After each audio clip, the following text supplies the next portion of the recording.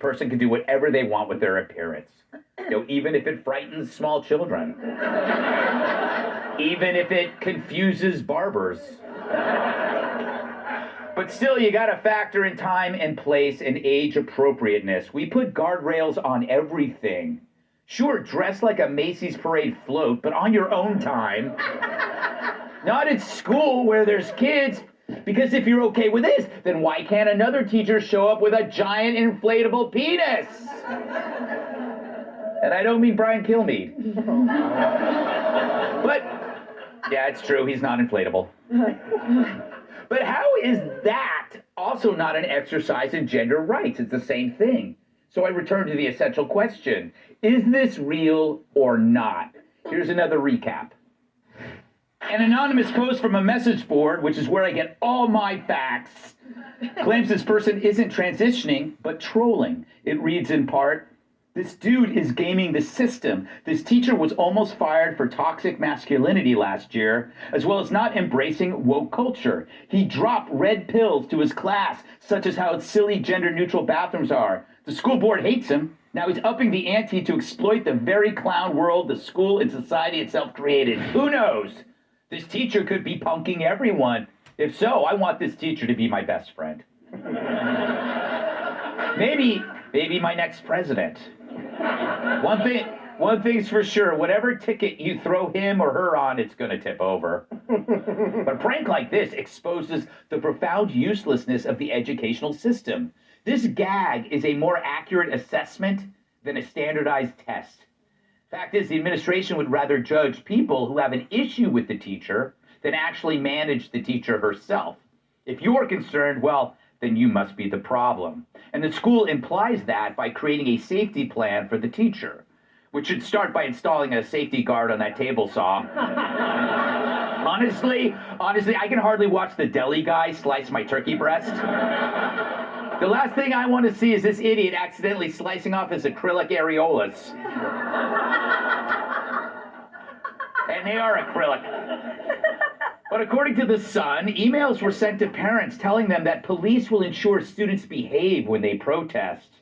Yes, because they might riot over big fake. Yeah. What do we want? Real. When do we want them? Now! Hey, ho, ho, your fake boobs have got to go. See, I don't see anybody doing that. But it's so surreal. This story keeps going on, reflecting a sad fact that common sense can no longer diffuse absurd situations. No one can stop it. Hell, a Supreme Court justice nominee can't define a woman. Maybe they should show her a picture of the shop teacher. But that's where we are. Educators can't even admit when they're being played by an impractical joker or a mentally ill male with a distorted view of what a woman is. So rather than deal with the underlying truth, they just cowardly murmur, "Respect gender rights," hoping that will keep us pacified. They could just ask the teacher to knock it off, but unlike the teacher, they have no balls. Lastly, where are all the feminists? They can't all be trimming their mustaches at the same time. Wow, yet another sexist would say. I'm glad you caught that one. You would have been fired if you didn't. So how should a progressive woke woman take this story? It's no compliment that for a male adopting the trans female life, it's more about a costume that exaggerates one of the more superficial features of femininity. I mean, what if what constitutes a female is simply giant fake? Well, we don't think much of women then. It's all just dress up. If I were a biological woman, I would call it stolen valor. But really, it's more like stolen vag.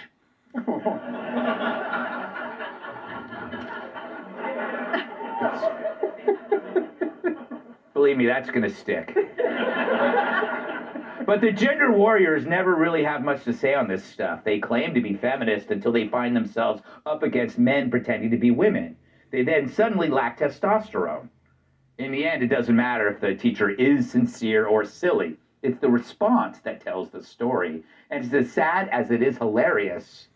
And you can bet that I'm glad that I got that off my chest. And yes, ladies, it's real. Let's welcome tonight, yes! This psychologist specializes in driving leftists crazy. Professor and host of the Sad Truth Podcast,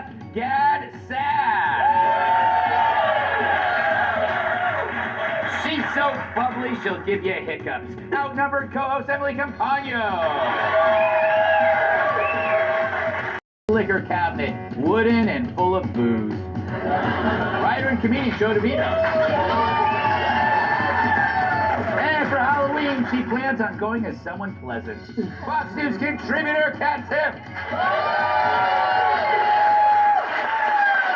Kat, welcome to the show. I've been looking forward to this for many years. We've talked about this. Now you're finally allowed back in the country. Indeed. Yeah. Thank you so much for inviting the Canadian professor and then ribbing on Canada. Yes, yes. I was going to do all segments on Canada, but there's not enough news in Canada. You have one story, and then that's it. And then everybody goes to bed. Exactly. Yes. You know, in 2017, both Jordan Peterson and I had appeared in front of the Canadian Senate to precisely warn about these kinds of boundary conditions, these kinds of extreme situations. And everybody laughed at us, they scoffed, they mocked. Well, look what we have now. So let me ask you, what is your gut feeling on this? Do you think that this is okay? It can only be two things. It's a long con, or it's somebody who's mentally ill.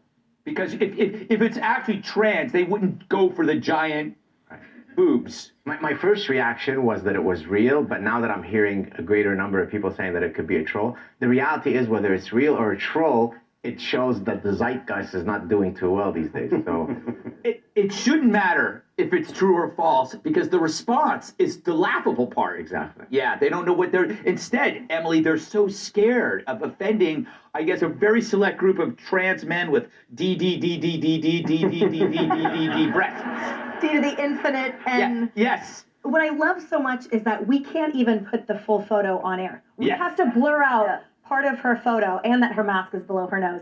And yet that's how you know it's a troll. Who said that the other day? Drew. Drew said that the mask is below the nose. That's a sign it's a troll. Because wouldn't she put it above her nose? Totally. Great detective, sleuthing. So we have to blur it out on air, and yet this school system is subjecting the kids to that. Could you imagine, to your point, I would give anything for either a troll or a woman who identifies as a male to just roll up with a Hindenburg, just humongous cucumber every day sitting in front of the kids, and then have Canada be like, oh, that's right. And we were going to have police protecting that teacher instead of the kids. Yeah, I wonder what would happen if a woman did come in and with a giant,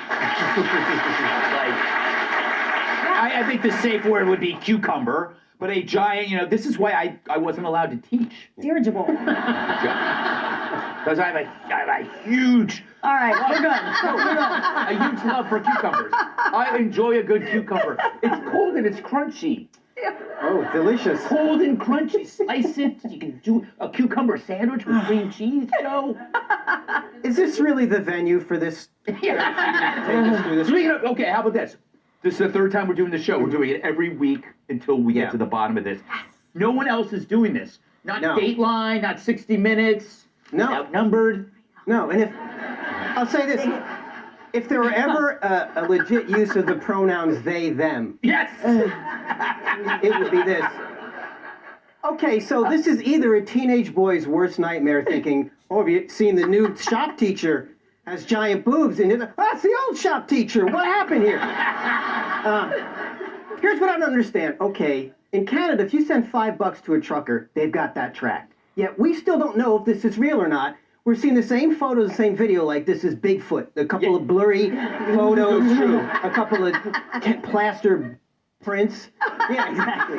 So if it's not a troll, this person needs to see either a psychologist or a chiropractor. Yeah. And if this is what this person thinks a woman is, that this costume, it's about as feminist a woman's costume as Norman Bates wore. It's really a shame that that's what you think a woman is, this cartoonish, ridiculous thing. Yeah, but I got to tell you, Anthony Perkins was one sexy lady. He wouldn't hurt a fly. He wouldn't hurt a fly. Very interesting point, though, that the little guy over there says, Kat. But what if, we sit here and we're talking about this. Will we then be blamed for making an unsafe environment for this teacher because we're curious? When in fact the unsafe environment is the people allowing maybe somebody with a serious mental problem. I don't know, you might be. We've had to talk about this so much and I can't believe it, but I actually have had a new thought on it. Oh, good. Yeah. where if it is a troll, everyone says, oh, that's so awesome. If it's a troll, it really kind of sucks for this teacher. Because the idea was, okay, I'm going to get fired. So what I'm going to do is put these massive on, and then they're going to fire me and I can sue for gender discrimination. That didn't happen. Yeah.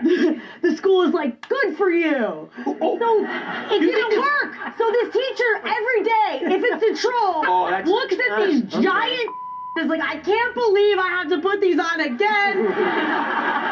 You know what? It's gonna be You're right. This is a game of chicken. person's life. I mean, it must be exhausted. No, but you're right. You know what this is? This is a game of chicken. The school is actually trolling the troll. Right. If it's a troll, the school is out trolling the troll. Yes, and this could go up. This is amazing. It is like a Cold War, and you can tell because the nipples are really hard. All right. That's a great thing about breasts is that there's so many directions you can go with the words. It's amazing. I don't know. Okay. Yes, I'm gonna shut up now. But we're gonna do this story every week until the midterms, at least. Hey, Sean Hannity here. Hey, click